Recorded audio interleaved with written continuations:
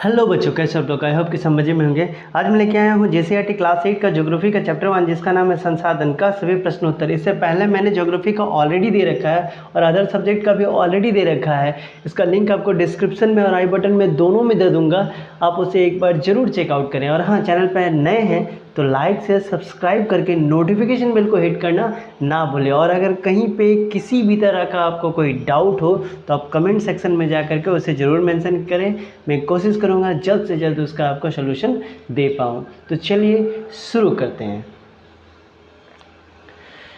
तो सबसे पहले जो शुरू होता है आपका रिक्त स्थान से शुरू होता है। रिक्त स्थान में दिया गया है 1 नंबर में रिक्त स्थानों की पूर्ति करें। इसका पहला क्वेश्चन है पवन ऊर्जा डैश संसाधन के उदाहरण है, तो ये हो जाएगा नवीकरणीय संसाधन का उदाहरण है। दूसरा है दक्कन लवा पठार में डैश मिट्टी पाई जाती है, तो इसमें कौन मिट्टी पाई जाती है? इसमें काली मिट्टी पाई जाती है। तीसरा है उत्पत्ति के आधार पर संसाधन को डैश और डैश प्रकार के होते हैं, तो ये आपका जैव संसाधन होते हैं और अजैव संसाधन होते हैं, 2 प्रकार में बांटा गया है। चौथा क्वेश्चन है प्रधानमंत्री कौशल विकास योजना डैश ईस्वी में प्रारंभ हुई थी, तो ये आपका 2016 में प्रारंभ किया गया था। इसको कर लेते हैं थोड़ा और नीचे, नहीं चलिए ठीक है, 3 ही को ऑप्शन है। सही उत्तर को लिखिए। पहला क्वेश्चन है निम्नलिखित में से कौन सा मानव निर्मित संसाधन है, यानी पूछ रहा है कि कौन मानव के द्वारा बनाया गया है। कैंसर से उपचार की औषधि, झरना या जल या उष्णकटिबंधीय वन, ये दोनों क्या है? प्राकृतिक का है। तो एग्जैक्टली क्या हो जाएगा? कैंसर उपचार की औषधि जो है कैंसर उपचार की, ये मानव के द्वारा बनाया गया। दूसरा क्वेश्चन है जैव संसाधन क्या होते हैं? जीव जंतु का व्युत्पन्न, मनुष्य द्वारा निर्मित या निर्जीव वस्तु द्वारा व्युत्पन्न, तो ये हो जाएगा कौन नंबर? जीव जंतु से व्युत्पन्न। तीसरा नंबर है केरल के तटीय रेत में पाया जाने वाला संसाधन है, इसको हम लोग क्या कहते हैं? थोरियम, लोहा, यूरेनियम या मोनाजाइट, तो सही उत्तर हो जाएगा मोनाजाइट। ठीक है, यह अगर आपके बुक में ऑप्शन में नहीं दिया है तो आप इसको मेंशन कर लेंगे। चौथा नंबर क्वेश्चन दिया है सतत पोषणीय विकास की अवधारणा किस सम्मेलन में पहली बार आया था? आपके ऑप्शन है स्टॉकहोम, क्योटो, रियो या पृथ्वी सम्मेलन, तो ये सबसे पहले पृथ्वी सम्मेलन में उठाया गया था। इसके बाद है हमारे पास क्वेश्चन आंसर। क्वेश्चन आंसर में सबसे पहला है निम्नलिखित प्रश्नों के उत्तर दीजिए।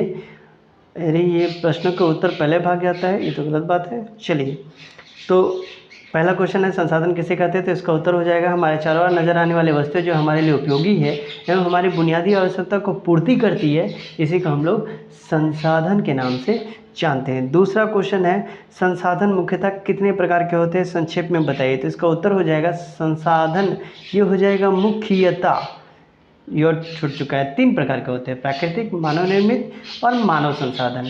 पहला है प्राकृतिक संसाधन, वैसे संसाधन जो प्राकृतिक से प्राप्त होते हैं और बिना अधिक संशोधन के हम लोग उपयोग में ला सकते हैं, इनको हम लोग प्राकृतिक संसाधन कहते हैं। जैसे नदियों और झीलों का जल, मृदा, खनिज, वन आदि डायरेक्ट हम लोग यूज़ कर सकते हैं। दूसरा है मानव निर्मित संसाधन, जब प्राकृतिक पदार्थों का वास्तविक रूप बदल दिया जाता है और उनका प्रयोग अन्य वस्तु को बनाने में किया जाता है, तो नई निर्मित वस्तुएं मानव निर्मित संसाधन कहलाती है। जिससे आपका मशीन हो गया, सड़क हो गया, प्रौद्योगिकी हो गया, रेल मार्ग हो गया, आदि आदि। तीसरा है मानव संसाधन। मानव संसाधन से अभिप्राय लोगों की संख्या और योग्यता से है। यहाँ योग्यता से अभिप्राय मनुष्य के शारीरिक या मानसिक दोनों प्रकार की योग्यताओं से है, सिर्फ शारीरिक से नहीं है।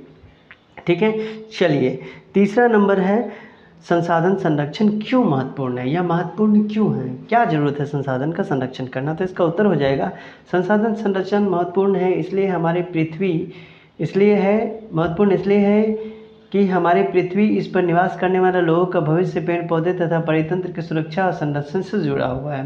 संसाधनों का सही ढंग से उपयोग करना चाहिए ताकि वर्तमान पीढ़ी अपनी आवश्यकताओं को पूरी तो कर सके, लेकिन भावी पीढ़ियों को भी इसका फ़ायदा मिल सके, यानी आने वाला पीढ़ी, आपका जो आने वाला जनरेशन है वो भी इसका फ़ायदा उठा पाए, ये नहीं कि आप तक ये कहानी ख़त्म हो जाए। ठीक है, थोड़ा और जूम कर लेते हैं।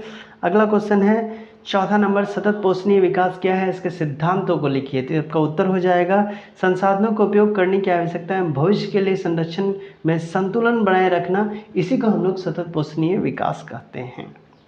इसके कुछ सिद्धांत हैं। पहला नंबर जीवन के सभी रूपों का आदर एवं देखभाल करना। दूसरा जीवन के सभी रूप मतलब हर जीव जंतु के बारे में कहा गया है। दूसरा मानव जीवन की गुणवत्ता को बढ़ाना। तीसरा पृथ्वी की जीवन शक्ति और विविधता का संरक्षण करना। चौथा हो जाएगा प्राकृतिक संसाधनों का ह्रास, ठीक है, को कम से कम करना। पांचवा, पर्यावरण के प्रति व्यक्तिगत व्यवहार एवं अभ्यास में आपको परिवर्तन करना है। छठा हो जाएगा, समुदाय को अपने पर्यावरण का देखभाल करने योग्य बनाना, यानी जो भी लोग अगर पर्यावरण में रह रहे हैं तो थोड़ा सा जिम्मेदारी उठाएं और पर्यावरण को स्वच्छ एवं सुंदर बनाने में अपना सहयोग दें। चलिए, इसके बाद हम लोग के पास अगला क्वेश्चन है जिसका नाम है 4 नंबर है अति लघु उत्तरीय प्रश्न। पहला पूछा गया है मानव एक संसाधन है। कैसे? उत्तर हो जाएगा, मानव को एक संसाधन माना जाता है क्योंकि उसके पास वस्तुओं और सेवा को उत्पादन में काम करने और योगदान करने की क्षमता होती है। ठीक है, मनुष्य ही एक राष्ट्र का सबसे महत्वपूर्ण संसाधन होते हैं। प्रकृति की देन केवल उस समय महत्वपूर्ण होती है जब लोगों के लिए उपयोगी सिद्ध हो।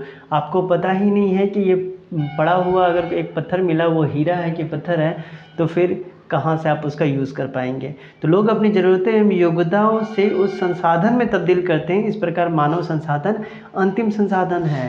ठीक है, चलिए अगला क्वेश्चन देखते हैं। अगला क्वेश्चन में पूछा गया है संभाव्य एवं वास्तविक संसाधन में आपको अंतर बताना है कि दोनों के बीच में क्या अंतर है। तो पहले हम लोग संभाव्य संसाधन देखते हैं। वैसे संसाधन संभाव्य संसाधन होते हैं जिनकी मात्रा ज्ञात नहीं होती, यानी पता नहीं होता है कि वो कितना है क्या नहीं है, और जिनका उपयोग वर्तमान समय में नहीं किया जा रहा है और वर्तमान में इसका यूज़ भी नहीं हो रहा है, लेकिन भविष्य में किया जा सकता है। वर्तमान में प्रौद्योगिकी का स्तर संभवतः इन संसाधनों को आसानी से प्रयोग करने के लिए पर्याप्त रूप से उन्नत नहीं है। जो मशीनें या जो टेक्नोलॉजी हमारे पास है वो उतना डेवलप नहीं है जितना होना चाहिए। लद्दाख में पाया जाने वाला यूरेनियम या केरल के तटीय क्षेत्र में पाया जाने वाला रेत में पाया जाने वाला एक चीज़ जिसका नाम है मोनाजाइट, ये दोनों संभाव्य संसाधन का उदाहरण है क्योंकि इनका हम लोग उपयोग नहीं कर पा रहे हैं। अब आते हैं वास्तविक। तो वास्तविक संसाधन वैसे संसाधन वास्तविक संसाधन होते हैं जिनकी मात्रा ज्ञात होती है और जिनका उपयोग वर्तमान समय में किया जा रहा है। पश्चिम एशिया में खनिज तेल, महाराष्ट्र में दक्कन पठार की काली मिट्टी, झारखंड में कोयला, बॉक्साइट, ये सभी वास्तविक संसाधन है। एक चीज़ मैं आपको और बताना चाहूँगा कि ये मैं दोबारा से कर रहा हूँ, पहले वाला जो था वो उतना हाई क्वालिटी का नहीं था। अभी मैं जो रिकॉर्ड कर रहा हूँ ये HD क्वालिटी में रिकॉर्ड कर रहा हूँ ताकि आप अगर अपने TV में भी देखें तो भी आपको क्रिस्टल क्लियर नज़र आए। एक बार कमेंट में ज़रूर बताइएगा कि कितना क्लियर है कितना नहीं। चलिए, तीसरा नंबर क्वेश्चन है स्थानिक संसाधन क्या है, झारखंड के संदर्भ में स्पष्ट कीजिए। तो उत्तर हो जाएगा स्थानिक संसाधन वही संसाधन होते हैं जो किसी निश्चित स्थानों में पाए जाते हैं, जैसे तांबा और लोहा। झारखंड एक ऐसा मॉडल है जहाँ बड़े पैमाने पर सामान्य धन है। ठीक है, इन्हीं संसाधन बड़ा पर है। राज्य में खनिज जैसे अभ्रक, तांबा, यूरेनियम, बॉक्साइट और कोयले के लिए उल्लेखनीय है जो अंतहीन मात्रा में पाए जाते हैं। जैसा कि आंकड़े से पता चलता है कि देश का 40% खनिज झारखंड से आता है, फिर भी हम पीछे ही रह गए हैं। अगला है चौथा नंबर, नवीकरणीय एवं अनवीकरणीय संसाधनों का विश्लेषण उदाहरण से दीजिए। तो इसका उत्तर हो जाएगा नवीकरणीय संसाधन वैसे संसाधन नवीकरणीय संसाधन कहलाते हैं जिनका शीघ्रता से नवीकरण हो जाता है, यानी जिसको शीघ्रता से हम लोग फिर से यूज़ कर सकते हैं, अर्थात उनका दोबारा उपयोग किया जाता है। जैसे जल, मृदा, वन, इनका हम लोग दोबारा यूज़ कर सकते हैं। और अनवीकरणीय संसाधन क्या है? वैसे संसाधन अनवीकरणीय संसाधन कहलाते हैं जिनका भंडार सीमित है, हमको नहीं पता कितना है लेकिन थोड़ा सा कंट्रोल में है। एक बार समाप्त अगर हो गया तो फिर उसको नवीकरण करने में लाखों वर्ष लग जाता है। जैसे कोयला अगर एक बार ख़त्म हो गया तो लाखों करोड़ वर्ष आपको इंतजार करना पड़ेगा, फिर जा कर के वो फिर से होगा। ये अवधि जो है मानव जीवन की अवधि से बहुत अधिक है। पेट्रोलियम, कोयला और प्राकृतिक गैस सारे के सारे इनके उदाहरण हैं।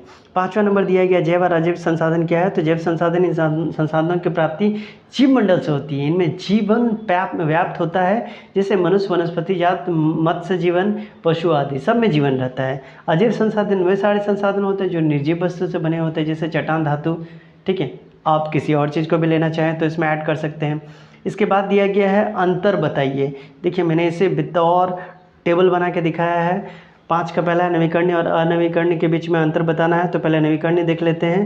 नवीकरणीय संसाधन को हम लोग कई बार उपयोग कर सकते हैं। नवीकरणीय संसाधन कभी खत्म नहीं होने वाला संसाधन है।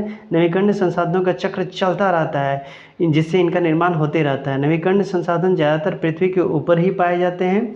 ठीक है, और नीचे कर लेते हैं। पेड़ पौधे, सूर्य, पानी आदि नवीकरणीय संसाधन का उदाहरण है। चलिए अब दूसरा साइड में जाते हैं। अनवीकरणीय संसाधन वे संसाधन जिनका उपयोग हम लोग सिर्फ एक बार कर सकते हैं। ठीक है, यानी जीवन काल में। अनवीकरणीय संसाधन एक समय में खत्म हो जाता है, इसका लिमिटेड मात्रा में उपलब्ध है।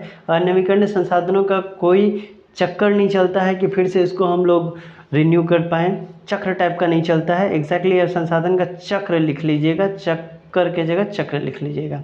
ज़्यादातर अनवीकरणीय संसाधनों को पृथ्वी के अंदर प्राप्त किया जाता है। जीवाश्म ईंधन इसका एक उदाहरण है। ठीक है, अगर जीवाश्म नहीं याद रहे तो आप कोयला, पेट्रोलियम कुछ भी लिख सकते हैं। दूसरा क्वेश्चन है सर्वव्यापक एवं स्थानिक संसाधन। तो सर्वव्यापक संसाधन वे संसाधन होते हैं जो सभी जगह पाए जाते हैं, जैसे वायु जिसमें हम सांस लेते हैं, ये सभी जगह अवेलेबल है, ऐसा थोड़ी नहीं कि कहीं नहीं है। स्थानिक संसाधन वे संसाधन होते हैं जो किसी निश्चित जगह पे पाए जाते हैं, जैसे तांबा, लोहा, अयस्क आदि। सब जगह तो नहीं मिलेगा। अब पूछा है छठा नंबर में कारण बताइए। पहला क्वेश्चन है प्रौद्योगिकी एक मानव निर्मित संसाधन है, कैसे? चलिए देखते हैं। प्रौद्योगिकी का मतलब है विज्ञान या ज्ञान, जिससे समस्याओं को हल करने या उपयोगी उपकरणों का आविष्कार करने के लिए व्यवहारिक रूप से हम लोग प्रयोग में लाते हैं। प्राकृतिक संसाधनों को प्रौद्योगिकी, ज्ञान और प्रतिभा का उपयोग करके ठीक है, उपयोग योग्य रूपों में परिवर्तित किया जाता है। यही कारण है कि इन्हें हम लोग मानव निर्मित संसाधन कहते हैं। ठीक है, लोगों ने अपने ज्ञान और क्षमताओं से संसाधनों का यथासंभव कुशलतापूर्वक उपयोग करने के लिए प्रौद्योगिकी बनाई है। प्रौद्योगिकी क्या है? मानव निर्मित संसाधन का एक उदाहरण है। अगला क्वेश्चन बोला गया है मानव एक विशेष संसाधन है, तो इसका उत्तर हो जाएगा मानव स्वयं एक संसाधन है। कैसे? मानव अपनी आवश्यकता एवं योग्यताओं से प्राकृतिक वस्तुओं को क्या करता है? संसाधन में परिवर्तित कर सकता है। इस प्रकार मानव संसाधन ही अंतिम संसाधन है। स्वस्थ, शिक्षित एवं अभिप्रेरित लोग अपनी आवश्यकता के अनुरूप संसाधनों को विकास करते हैं। अन्य संसाधनों के भांति भी मानव विश्व में समान रूप से वितरित नहीं है। क्यों नहीं है? क्योंकि कहीं कहीं पे ही लोग इसका उपयोग कर पा रहे हैं, बाकी सारे लोग नहीं कर पा रहे हैं। सातवां नंबर क्वेश्चन दिया गया है, दीर्घ उत्तरीय है। झारखंड में, ठीक है, इसमें आपको क्वेश्चन पूछा गया है झारखंड में पाए जाने वाले नवीकरणीय और अनवीकरणीय संसाधनों पर संक्षिप्त टिप्पणी लिखिए। तो झारखंड में पाए जाने वाले अनवीकरणीय संसाधन जैसे कोयला, लोहा, अयस्क, बॉक्साइट, यूरेनियम, चूना पत्थर, डोलामाइट, पायरोक्सोनाइट, क्वार्ट्जाइट, ये सब का भंडार जो है ये पर्याप्त मात्रा में है। ठीक है, कितना दिन चलेगा नहीं पता, लेकिन है। झारखंड में पाए जाने वाले नवीकरणीय संसाधन क्या है? जल मृदा वन। झारखंड राज्य में टैंकों, तालाबों और जलाशय के रूप में विशाल ताजे जल का संसाधन के रूप में उपलब्ध है। झारखंड का कुल वन क्षेत्र जो है वो 23,721 वर्ग किलोमीटर है, जो राज्य के भौगोलिक क्षेत्र का लगभग 29.76% है। आप बोल सकते हैं कि हमारे पास 30% के आसपास जंगल है। कुल वन क्षेत्र में आरक्षित वन जो है वो 18.58% है, जबकि संरक्षित वन जो है 81.28% है, और अवर्गीकृत जो किसी भी कैटेगरी में नहीं है वो 0.14% है। साथ में यहाँ पर में हवा का भी कमी नहीं है। मृदा भी यहाँ अलग अलग प्रकार की पाई जाती है। ठीक है, तो इसलिए झारखंड में दोनों चीज़ अवेलेबल था। तो ये था आपका क्या था? क्लास 8 का ज्योग्राफी का चैप्टर 1 न्यू वर्जन का, यानी नया वाला। ठीक है, मिलते हैं अगले वीडियो में। तब तक के लिए आप चैनल को लाइक, शेयर करके नोटिफिकेशन बेल को हिट करना ना भूलें।